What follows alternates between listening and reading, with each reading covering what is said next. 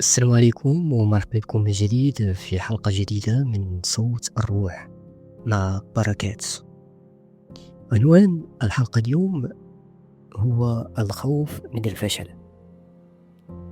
إذا كنت كتخاف تفشل راه طبيعي كلنا كنخافو، لكن الغير طبيعي هو نخليو هذا الخوف يشدنا بلا ما نتحركو. الفشل راه ماشي نهاية، راه بوابة ودرس ومفتاح لباب جديد. كتفيق في الصباح وعندك حلم في خاطرك، لكن كيبدا ذلك الصوت في دماغك كيهمس ليك: وإلا فشلت، وإلا ضحكوا عليا، واش نستاهل أصلا؟ الخوف من الفشل ماشي عيب، راه دليل أنك كتهتم، أنك كتحلم، أنك باغي شي حاجة تغير في الداخل ديالك.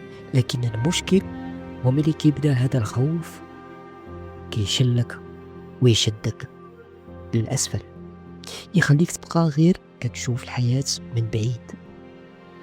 سول راسك: شحال من فكرة تفنتيها، شحال من خطوة تراجعتي عليها، شحال من فرصة خليتيها تهرب غير حيت خفتي تفشل. ولكن شنو هو الفشل الحقيقي؟ هو ملي كتخلي الخوف يسكن الروح ديالك، هو ملي كتختار تعيش نص حياتك وتتخبى في ظل الأمان الزائف.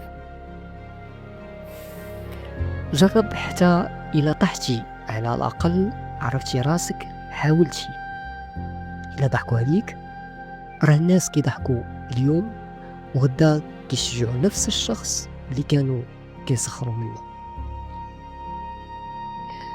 حط خطوات صغيرة، سجل أفكارك، واجه المخاوف ديالك بالكتابة، وحط راسك ما بين ناس إيجابيين، وما تقارنش بدايتك بنجاحات الآخرين. واحد الحاجة اللي مهمة بزاف وهي أنك ما تنتظرش تكون جاهز. ما كاينش نهار كاملين غنحسو فيه أننا واجدين 100%. الاستعداد الحقيقي كيتولد وسط الطريق، ماشي قبل ما تبدا. خلي صوتك الداخلي يهمس ليك بالأمل، وخلي صوت الروح يرافقك كل مرة تحس أنك ما قادرش، ولكن راك قادر. إذا وصلتي لهنا فشكرا لروحك اللي اختارت تسمع وتفكر وتتأمل. وما تنساش، صوت الخوف من الفشل قوي، لكن صوت الروح أقوى. رجعنا كل ما حسيتي بالضياع، كل ما شكيتي في ذاتك، غادي تلقاني كنهمس ليك راك قادر وماشي بوحدك. كان معكم صوت من الأعماق، صوت الروح مع بركات.